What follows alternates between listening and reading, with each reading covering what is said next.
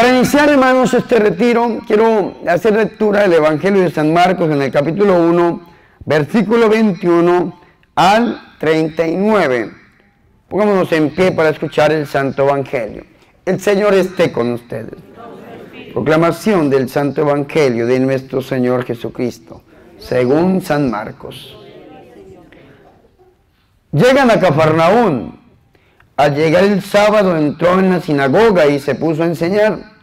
Y quedaban asombrados de su doctrina, porque les enseñaba como quien tiene autoridad y no como los escribas. Había precisamente en su sinagoga un hombre poseído por un espíritu inmundo, que se puso a gritar: ¿qué tenemos nosotros contigo, Jesús de Nazaret? ¿Has venido a destruirnos? Sé quién eres tú, el Santo de Dios. Jesús entonces le ordenó diciendo: cállate y sal de él. Y agitándole violentamente, el espíritu inmundo dio un fuerte grito y salió de él. Todos quedaron asombrados de tal manera que se preguntaban unos a otros: ¿qué es esto? Una doctrina nueva expuesta con autoridad. Manda hasta a los espíritus inmundos y le obedecen. Bien pronto su fama se extendió por todas partes en toda la región de Galilea. Al salir de la sinagoga, se fue con Santiago y Juan a la casa de Simón y Andrés. La suegra de Simón estaba en cama con fiebre y le hablaban de ella. Se acercó y tomándola de la mano, la levantó. La fiebre la dejó y ella se puso a servirles. Al atardecer, a la puesta del sol, le trajeron todos los endemoniados y enfermos. La ciudad entera estaba agolpada a la puerta. Jesús curó a muchos que se encontraban mal de diversas enfermedades y expulsó muchos demonios, y no los dejaba hablar a los demonios, pues le conocían. De madrugada, cuando todavía estaba muy oscuro, se levantó, salió y se fue a un lugar solitario, y allí se puso a hacer oración. Simón y sus compañeros fueron en su busca. Al encontrarlo, le dicen: todos te buscan. Él les dice: vayamos a otra parte, a los pueblos vecinos, para que también allí predique, pues para eso he salido. Y recorrió toda Galilea, predicando en sus sinagogas y expulsando los demonios. Palabra del Señor. Que por las palabras de este santo evangelio sean perdonados nuestros pecados. Amén. Tomen asiento, por favor. Vea qué interesante esto. Esto que acabamos de leer es un día en una jornada de nuestro Señor y Salvador Jesucristo. Si usted algún día se había preguntado cómo sería un día de Jesús en la tierra, Marcos hoy ha expuesto un día con nuestro Señor y Salvador Jesucristo. Y sobre todo, vea qué interesante esto. Marcos escoge el día sábado, que es el día de descanso para los judíos, y este día, que es un día de descanso, está lleno de una actividad misionera y pastoral muy, pero muy fuerte. ¿Y cómo inicia nuestro Señor el día? El Señor inicia el día en oración. Vamos a poner nuestros ojos en el versículo 35. Yo quiero iniciar con el final, porque así es que el Señor inicia. Dice: de madrugada, cuando todavía estaba muy oscuro, se levantó, salió y fue a un lugar solitario, y allí se puso a hacer oración. ¿Cómo inicia el Señor el día? Haciendo oración. La pregunta que yo tengo es: ¿cómo iniciamos nosotros el día? Si yo le preguntara a ustedes, o me preguntara yo mismo, ¿cómo iniciamos este día antes de venir aquí, a este lugar? La respuesta sería penosa. Hermano, ¿será que nos levantamos, nos arrodillamos y le clamamos al Señor su misericordia antes de venirnos a este lugar? Y probablemente la respuesta es no, Padre. Yo me levanté, me bañé, desayuné, tomé la troca y me vine a este retiro porque quiero que Dios me sane. Y ese es el problema. ¿Sabe cuál es el problema de nosotros? Que buscamos la mano de Dios. Y se nos olvidó buscar el rostro de Dios. ¿Qué es buscar el rostro de Dios? Buscar el rostro de Dios es buscar la intimidad con Dios. Es volcarnos buscando su presencia. Cuando usted solamente busca la mano de Dios, la obra, el milagro, el signo, el prodigio, el portento, esta sanación, esta liberación y esta prosperidad, pueda que la tenga, claro que sí, porque Dios es misericordioso. Pero la pregunta que hacía San Felipe Neri es, ¿y después qué? Después de que Dios lo sane, lo libere, lo bendiga, ¿qué va a pasar con su vida? ¿Ya usted recibió el milagro? Seguramente abandonará al Señor. En Colombia, nosotros teníamos una casa de oración muy grande, muy hermosa. Allá en Colombia, en la diócesis de Engativá, estábamos haciendo una experiencia pastoral cuando salió el obispo que se llamaba Héctor Gutiérrez Pavón. Pues el obispo salió y esa experiencia pastoral se acabó en la diócesis. Volvimos a Nicaragua y teníamos una casa de oración grande de que habían 2.000 a 3.000 personas. Lamentablemente, después de que salimos de la diócesis, ese lugar lo tomó un pastor protestante. Es una pena, pero es una gran realidad.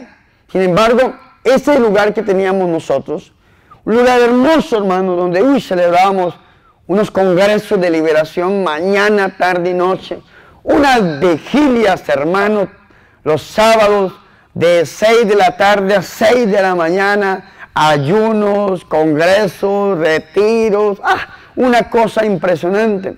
Y algo que me gustaba a mí siempre observar, era que la gente llegaba con gran necesidad. Hoy, hermanos, llegaban gentes, unos problemas espirituales tremendos. Y entonces, ahí estábamos, en ese tiempo yo era fraile, y estábamos rezando y orando por esa gente, y rezando. Ya cuando llegaba el padre fundador, él es exorcista, llegaba y atendía a la gente en sus exorcismos, con el permiso, lógicamente, del obispo diocesano, el pastor en esa época, Monseñor Héctor, y estábamos ahí orando y grandes jornadas, y entonces nos levantábamos los seminaristas, los frailes, y organizábamos, le hacíamos aseo a esos salones, poníamos las sillas, organizábamos la librería, lavábamos los baños, poníamos el café, el tinto, y recibíamos a la gente, y eso mismo que estábamos organizando ahí, al rato eran los que estábamos predicando para la gloria del Señor y Salvador Jesucristo. Y esta casa la iniciamos allá en Colombia en el año 2007 con un laico que en este momento es sacerdote, que es el padre José Barrera, y con un seminarista que en este momento es laico, el hermano Rafael Ramírez, y este servidor que estaba como superior ahí en ese momento de la casa de oración. Eran unas jornadas hermosas, hermano, donde atendíamos personas, le orábamos a los enfermos y hacíamos grandes jornadas. Y yo siempre veía que las gentes llegaban, gente con liberación, unos casos tremendos, hermanos. Dios se movía con unos milagros tremendos. Pero algo que me gustaba a mí observar era que la persona buscaba y buscaba de Dios y orábamos por esas personas. Y llegaba un momento en que la gente dejaba de asistir. Un día una mujer que tenía un proceso de liberación fuertísimo. Uy, hermano, era una cosa terrible la que esta mujer estaba viviendo. Y dejó de asistir. Y yo ve, qué interesante. Un día me la encontré en la calle. Le dije, hermana, ¿cómo está? Y me le bendiga, que debía verla. Cuénteme, mi hermanita, ¿por qué no la volví a ver? Por la casa de oración. Y la respuesta que me dijo fue, padre, porque ya me liberé. Y si ya me liberé, ¿para qué más voy a volver? Ay, hermano, me dio tanto pesar. Le digo, claro, esta mujer estaba buscando la mano de Dios. Yo me acuerdo mucho el primer milagro que Dios obró a través de este siervo inútil, pero siervo. Dios sanó a una mujer de SIDA. Yo estaba en la Facultad de Teología, en la San Alfonso María Ligorio, en el barrio La Soledad de Bogotá, Colombia. Y mi celular empezó a sonar. Y entonces yo volteé a ver el celular, era una amiga mía. Me llamaba, cuando se terminó la clase, salgo yo, le contesto el celular y me dice, véngase urgente a tal lugar.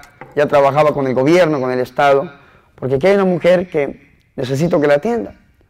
Yo salí de las clases, me dirigía hasta este lugar, X o Y lugar de un estamento allá en Colombia, del gobierno.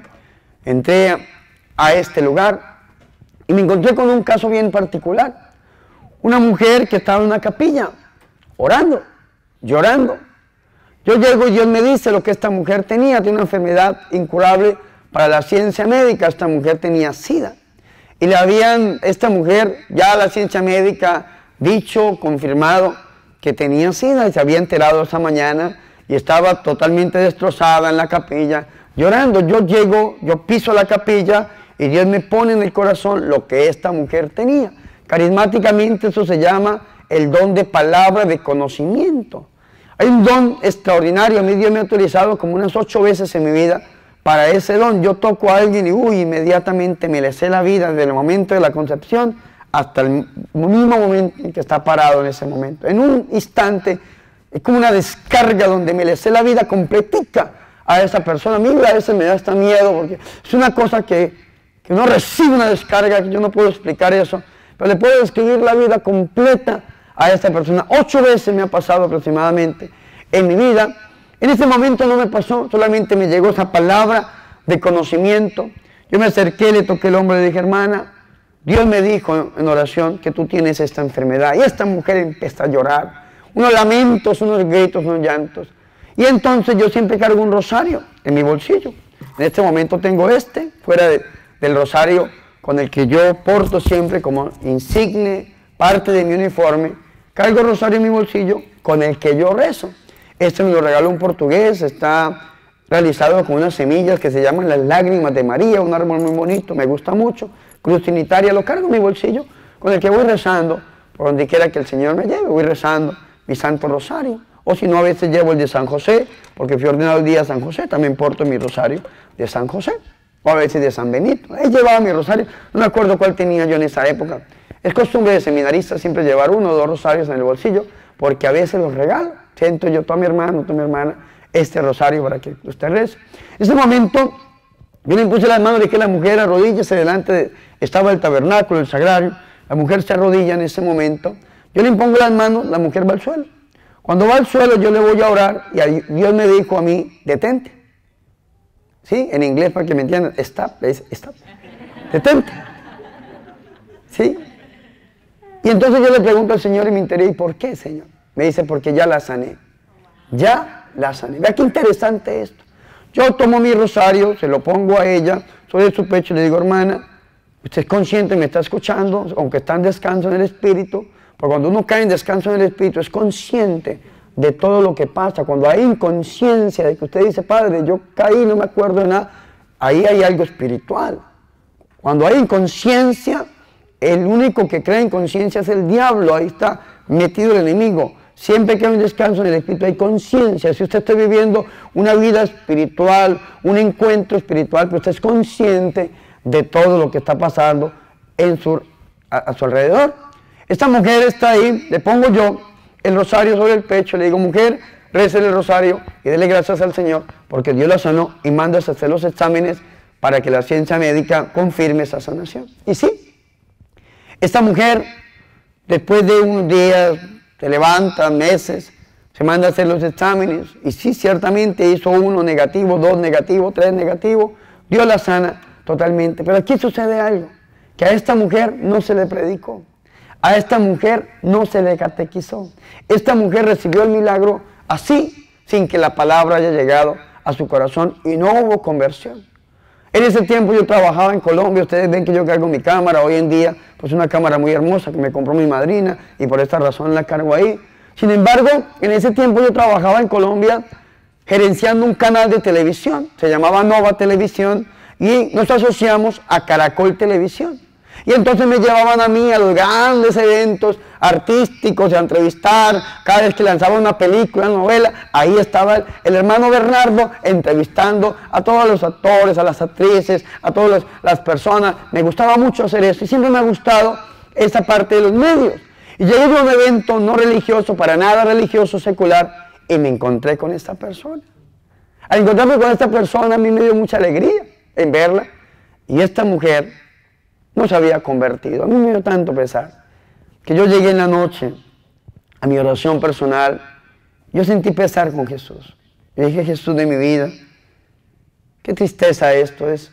Ese milagro que tú hiciste en esta mujer es para que esa mujer estuviera de rodillas, clamándote tu misericordia, dándote gracias mañana, tarde y noche. Es una enfermedad incurable.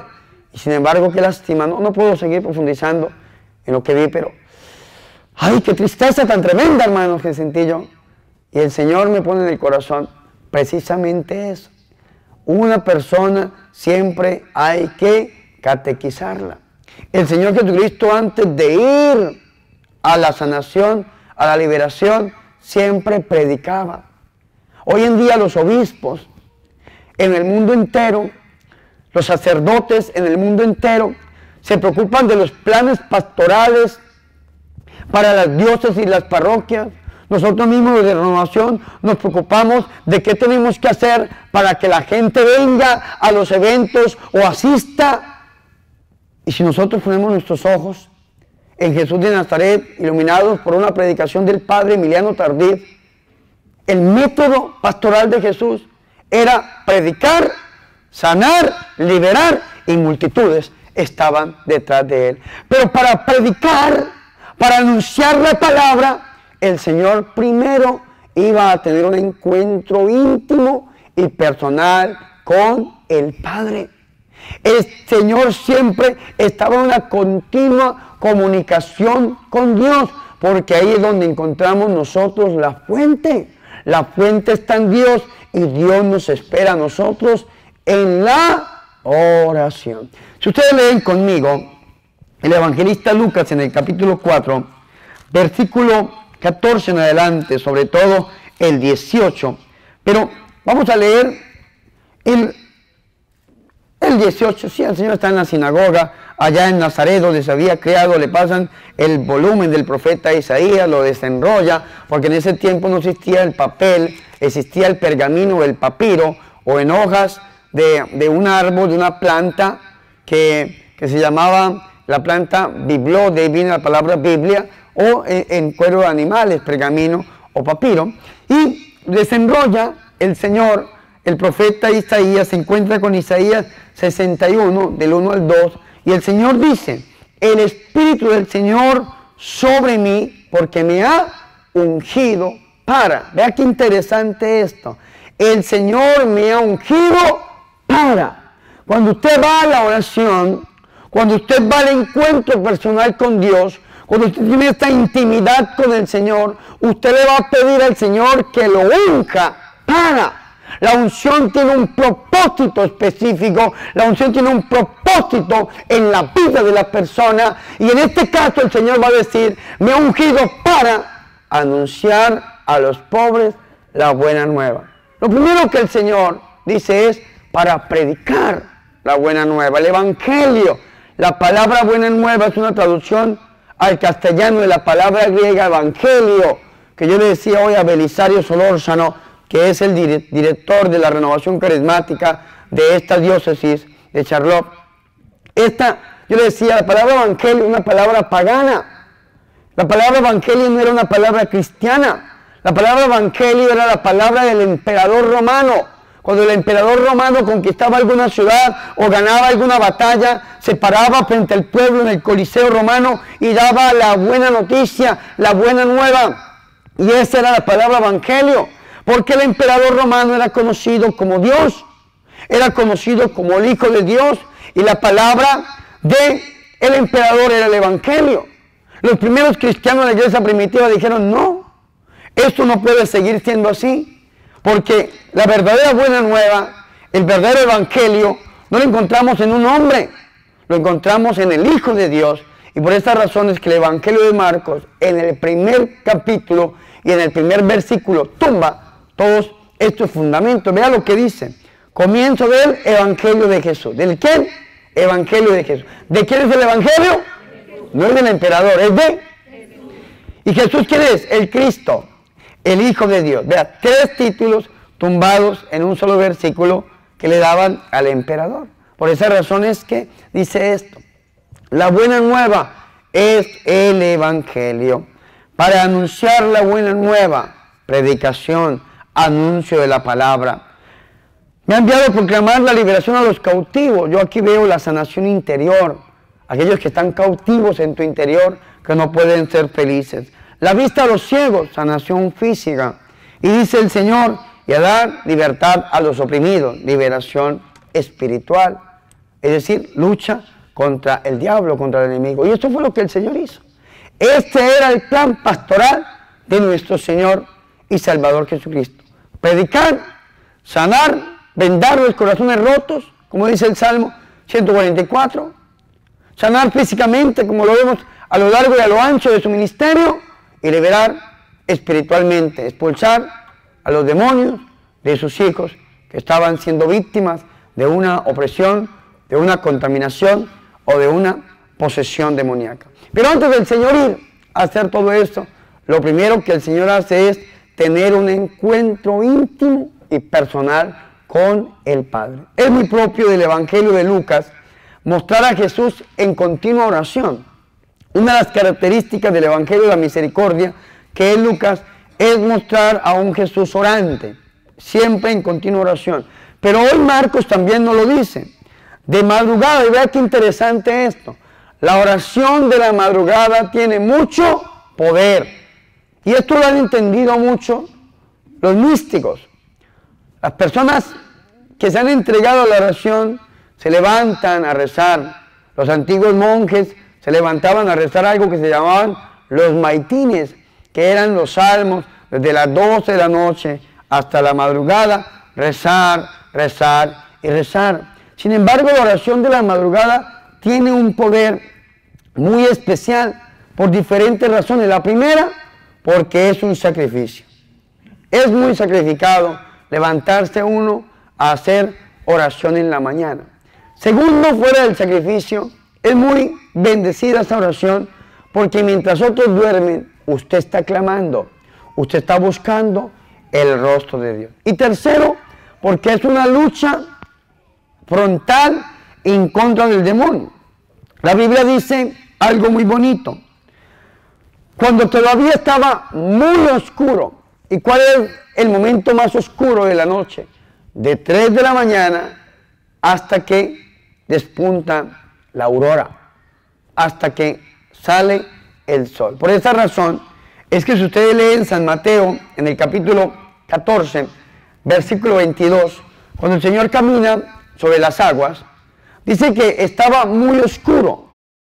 Nosotros rezamos a las 3 de la tarde por petición del Señor Jesús a través de Santa Faustina, rezamos el Rosario de la Misericordia y clamamos la misericordia. A las 3 de la mañana los brujos se levantan a maldecir a los cristianos, las familias y apostatar en contra del nombre de Dios. Y cuando usted se levanta a las 3 de la mañana a hacer oración, usted está contrarrestando la obra de las tinieblas. Y hay gente que le da miedo decir, Padre, yo me levanté a orar a las 3 de la mañana y me asustaron o me pasó tal cosa y no lo volví a hacer. No, de ninguna manera, hay que seguir haciéndolo. ¿Lo puede hacer solo o sola? Claro que sí, cuando usted reza no está solo. Dios, Padre, Hijo, Espíritu Santo está ahí, la Virgen María está ahí, los santos de su devoción, el ángel de la guarda. Hágale, mi hermano. Ahora, si se puede unir con el grupo, algún grupo, sería muy bueno. Todos los días, o al menos un día en la semana, es muy bueno hacer oración en la madrugada. Pero para hacer oración en la madrugada, tenemos que aprender a orar. Vea que dice que de madrugada, cuando todavía hay muy oscuro, el Señor se levantó. ¿Qué hizo Jesús? Se levantó. No podemos orar desde la cama. Si usted ora desde la cama, se va a dormir. Le pasa lo de la señora que, ay, Padre, no sé por qué me duermo cuando estoy orando. ¿Y cómo ora? Ay, ahí debajo de las cobijas, pero ¿cómo no se va a dormir? Tenemos que levantarnos, al menos lavarnos un poco la cara, buscar un lugar propicio y dedicado para la oración. Yo les pregunto, ¿ustedes en su casa tienen dónde guardar la ropa? ¿Sí o no? ¿Ustedes en su casa tienen dónde guardar las ollas y los platos? ¿Sí o no? ¿Ustedes en su casa tienen dónde guardar la troca? ¿Sí o no? ¿Ustedes en su casa tienen dónde guardar el iPad, el celular o el computador? ¿Sí o no? ¿Ustedes en su casa tienen un oratorio, un lugar específico donde usted va a orar? Y la respuesta es penosa, hermanos, muchas veces. Nosotros debemos, hermanos, hacer un lugar, crear un lugar donde hagamos oración. Un lugar reservado para Dios. Vea, cómprese una mesita bonita. Ojalá de madera también bonita. Una mesa, no muy grande si usted la quiere. Y sobre esa mesa ponga una Biblia. Ponga un rosario, una imagen de la Virgen, un crucifijo, algo que le evoque a usted Dios. Organice ese rinconcito, organice ese espacio para que usted todos los días vaya a tener un encuentro íntimo y personal con Dios. Si quiere comprarse un reclinatorio, cómprese un reclinatorio. Si quiere usted comprarse un cirio, cómprese un cirio. Yo le doy un consejo, es bueno que usted se compre un cirio. Ojalá ahorita que viene ya la vigilia pascual, que es bonito llevar el cirio para bendecirlo. Cómprese un cirio. ¿Y qué hace usted con el cirio? Cuando usted se arrodille a orar, préndalo. Y cuando usted se levante, apágalo. Cada vez que usted se arrodille, préndalo. Y cada vez que usted se levante, apáguelo. Si el cirio se está acabando, es porque usted está orando. Si el cirio no se está acabando, es porque usted no está orando. Y usted va a ver ese cirio completo y usted dice, uy, qué pena, Dios mío. Yo no estoy rezando. Hermano, yo le di ese consejo a una señora en California. Se llevó un cirio, yo a veces los vendo en la librería, creo que no tengo en este momento, pero usted lo puede comprar en cualquier librería. Pero se llevó un cirio esta señora, y me la encontré a la semana en otro retiro, en otro lugar. Me dice, padre, véndame un cirio, que mi cirio ya se acabó. Yo dije, hermana, ¿y por qué? Dijo, porque estoy rezando, padre. Me estoy levantando a las 4:30 de la mañana, padre, a rezarle al Señor antes de irme al trabajo. Y yo dije, ay, hermana, qué bendición. Y yo me alegré porque dije, esta es cliente segura. Dije. Y me alegré, hermanos, de una manera tremenda. Y entonces le vendí el cirio. Me la encontré como a los 15 días y me dijo, padre, véndame otro cirio. Yo, hermanita, me compré el primer cirio una semana y ahorita 15 días. Yo lo pensé, pero se lo vendí. Me la encontré como a los 2 meses y me dijo, padre, ya casi se me está acabando el cirio, véndame otro cirio. Yo la llamé y le dije, venga, hermana. El primer cirio duró una semana, el segundo 15 días y ahora 2 meses. ¿Qué pasó? Me dijo, ay, padre, es que me estaba levantando a las 4:30 de la mañana y después dije, no, a las 5, después dije a las 5:30 y ya después, padre, ya no me levanté. Dijo, ¿por qué? Porque me da como más sueño. Yo le dije, ¿usted de dónde es? Me dijo, de México. Y yo, pues menos mal que Lázaro no era mexicano. ¿Por qué? Me dijo, porque donde el Señor le hubiese dicho, Lázaro, levántate y anda, hubiese dicho, ay, 5 minuticos más, Señor. 5 minutos más. Ese sacrificio es importante. Si usted entra a trabajar a las 5 de la mañana, levántese a las 4:30, organícese. Dedíquele 15 minutos al Señor. Préndase cirio, ore en la mañana. Ore al mediodía cuando salga el lonche. Ore en la noche cuando llegue, reúna a su familia. Apague el televisor, apague el celular. Reúna a su familia, lean un versículo bíblico, recen un rosario. Alaben al Señor y váyanse a dormir. Es muy bonito hacerlo. La Virgen María dijo en Fátima, familia que reza unida, permanece unida. Familia que reza el rosario, nunca le falta lo necesario. Es muy hermoso orar, orar, orar sin desfallecer. ¿Cuál es el problema que nosotros tenemos? El problema que nosotros tenemos es que solamente oramos cuando tenemos una necesidad. Ay, hermano, ahí sí parecemos que sudamos agua bendita. Cuando el demonio toca la puerta, cuando la suegra visita la casa, no, perdón. Cuando el demonio toca la puerta o cuando sucede alguna calamidad en la familia, ahí sí estamos orando, clamando. Pero se acaba ese problema y nos olvidamos de que Dios existe. Y en el Catecismo de la Iglesia Católica, en el numeral 2725, dice que nosotros debemos vivir una vida de oración. Repítalo, una vida más fuerte, una vida de oración. Es decir, tenemos que vivir 24 horas del día, 7 días de la semana en oración. Todo lo que hagamos sea una alabanza para Dios, sabiendo que el Dios que todo lo ve, siempre está ahí, que no somos desconocidos para Él. Sin embargo, mírenme aquí, el Catecismo dice que tenemos que aprender a tener momentos fuertes de intimidad con Dios. Digan conmigo, momentos fuertes de intimidad con Dios. ¿Cuáles son esos momentos fuertes de intimidad con Dios? Pues la oración personal. Cuando usted se separa de lo común y se va a hacer oración, buscando la intimidad, buscando el rostro de Dios, buscando la presencia de Dios, pidiéndole al Señor que lo unja, que lo revista de su poder, de su autoridad, pidiéndole al Señor que viva en usted, que usted no solamente quiere un toque de Dios, sino que usted quiere que Dios viva en usted. Y para eso tenemos que aprender de nuestro Señor Jesucristo, que no solamente se levanta, sino que se va a un lugar solitario y allí el Señor se pone a hacer oración, es decir, aislarnos del mundo, separarnos por un momento en ese encuentro personal con Dios para aprender a hacer oración. ¿Y qué es orar? Es hablar con Dios. Como un amigo habla con su amigo. La mejor definición de la oración la encuentro yo en Moisés, que dice que Moisés hablaba con Dios cara a cara, boca a boca, como un amigo habla con su amigo. Moisés no buscaba la mano de Dios, buscaba el rostro de Dios. Eso es lo que nosotros tenemos que hacer, buscar el rostro de Dios. Pero para buscar el rostro de Dios tenemos que aprender a separarnos del mundo. Vea que si usted va conmigo a la Biblia, en Mateo capítulo 6, versículo 5 en adelante, Mateo 6, 5, el Señor nos habla de la oración en lo secreto. Y para mí la oración en lo secreto es lo que se conoce como la ley del eco. Digan conmigo, ley del eco. ¿Ustedes saben qué es un eco?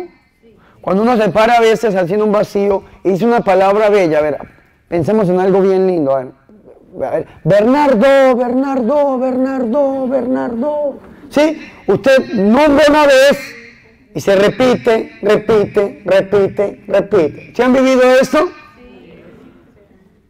Esa es la oración. Isaías, en el capítulo 49, dice que la oración sube y no vuelve vacía, sino que viene con bendiciones, como la lluvia cuando cae sobre la tierra y fertiliza la tierra. Esa es la ley del eco. Pero para que esa ley del eco tenga un resultado verdadero, como lo quiere el Señor, tenemos que aprender a separarnos del mundo. Vaya conmigo a Mateo 6:6.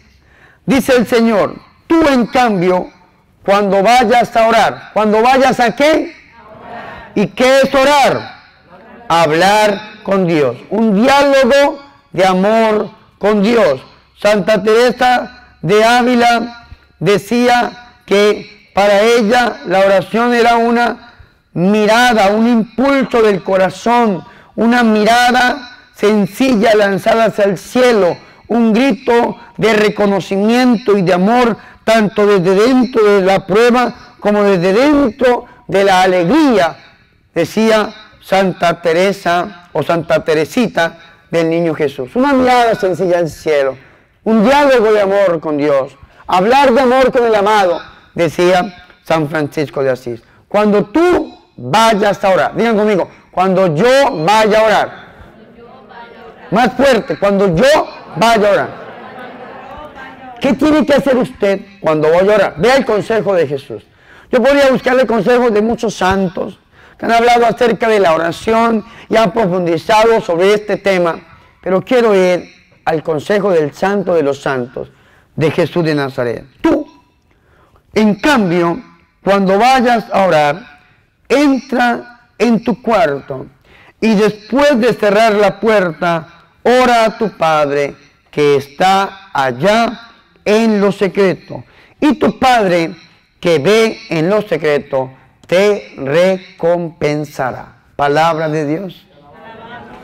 Para mí, la definición más hermosa de oración es esta. La ley del eco. Digan conmigo, eco. E, entra. ¿Cuál es la E? C, cuarto.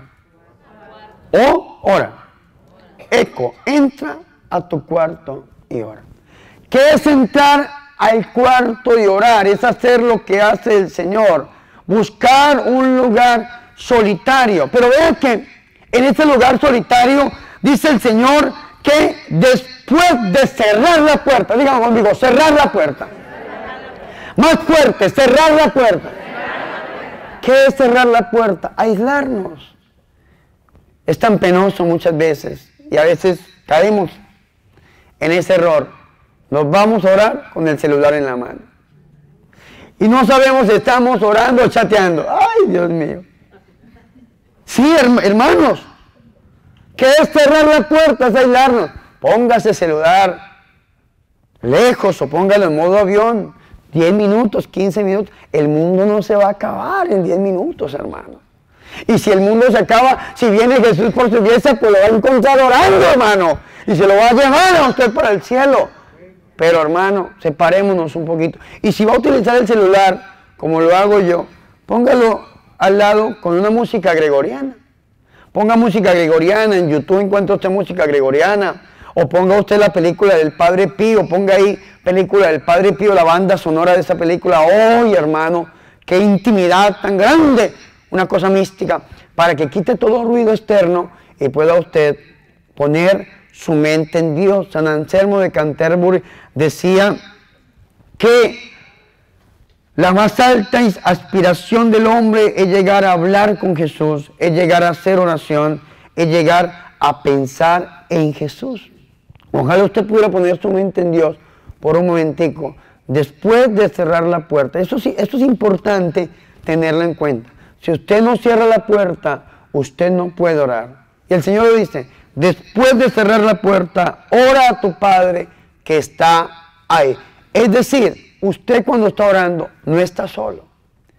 Usted no puede imaginarse a Dios por allá en el tercer cielo, en el séptimo cielo, jugando ajedrez con los ángeles como pensaban los judíos. No, usted tiene que sentir a Dios cerca, tan cerca de usted que usted es templo vivo del Espíritu Santo. Dios está dentro de usted. Y ese Dios que está dentro de usted, que está ahí con usted, es el que lo está escuchando.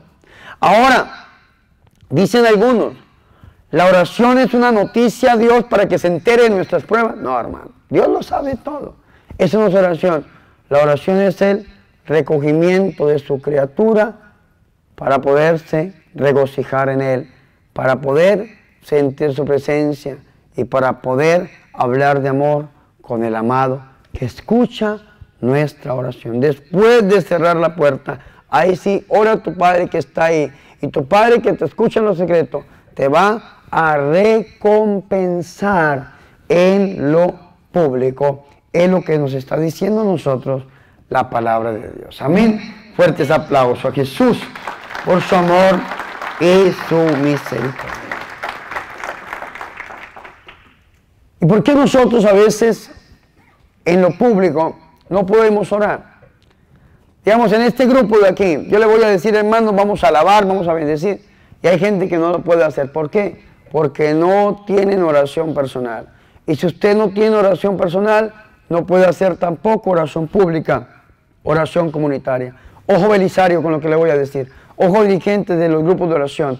El día que en su comunidad la gente no pueda alabar, los servidores no puedan alabar, preocúpese porque la intimidad con Dios se ha descuidado. Y si se descuida la intimidad con Dios, si se descuida la oración, perdemos todo. Los santos nos aconsejan a los curas, antes de abandonar el ministerio, antes de abandonar el sacerdocio, antes de abandonar la iglesia, lo primero que se abandona es la oración.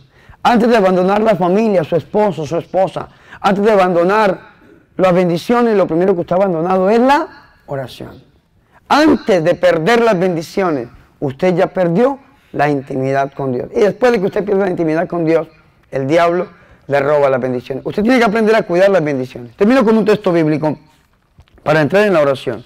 Génesis en el capítulo 15 nos habla a nosotros acerca de Abraham.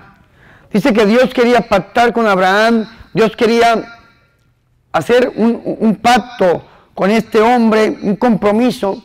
Y entonces Dios llama a Abraham y le dice que haga un altar como el que yo les estoy diciendo que ustedes hagan. Que haga un altar. Abraham arma un altar de la época con animales, toma cabras, carneros, toma pichones, los parte, los pone uno junto a otro. Y dice el versículo 10 de Génesis 15, el 11, perdón. Las aves rapaces bajaron sobre los cadáveres, pero Abraham las espantó. Digan conmigo, las aves rapaces bajaron sobre los cadáveres, pero Abraham las espantó. Cuando usted pone su altar, cuando usted quiere dedicarse a orar, las aves rapaces van a venir, los demonios van a mover todo lo que usted no se imagina para que usted no ore. Vea, usted puede estar hablando con su comadre todo el día y no pasa nada. Usted le dice a su comadre, vamos a orar, y empieza a sonar ese teléfono, y empieza a llorar el niño, y empiezan a pasar cosas. ¿Por qué? Porque las aves rapaces vienen para que usted no haga oración. ¿Y qué le toca hacer a usted? Espantarlas. ¿Qué es espantarlas? Es cuidar el altar de Dios, es cerrar la puerta, es buscar un lugar solitario donde haya una intimidad con usted y con Dios. Y esa intimidad se logra verdaderamente cuando buscamos a Dios a través del corazón inmaculado de la Santísima y de la Purísima Virgen María. Gloria al Padre, al Hijo y al Espíritu Santo.